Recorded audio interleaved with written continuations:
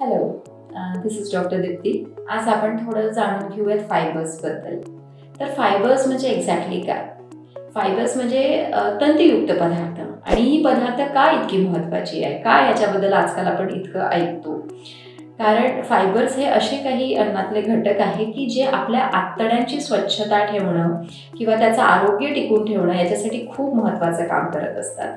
म्हणजे थोडक्यात जर आतड्यांचं क्लिनिंग चांगलं झालं तर त्याच्यानंतर जे काही आपण आहार घेतो त्याचं शोषण, त्याचं ॲब्झॉर्प्शन खूप चांगल्या पद्धतीने होतं.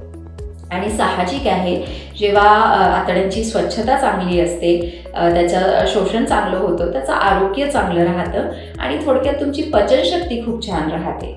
आणि पचनशक्ती ही सगळ्यात महत्त्वाचा आपल्या शरीराचा एक सिस्टम आहे, डायजेस्टिव्ह सिस्टम. ते खूप चांगलं राहतं आणि ते चांगलं असेल तर तुमच्या शरीराचं मेटाबॉलिझम, जी शरीराची चयापचय क्रिया असते ती पण खूप चांगल्या प्रकारे राहते.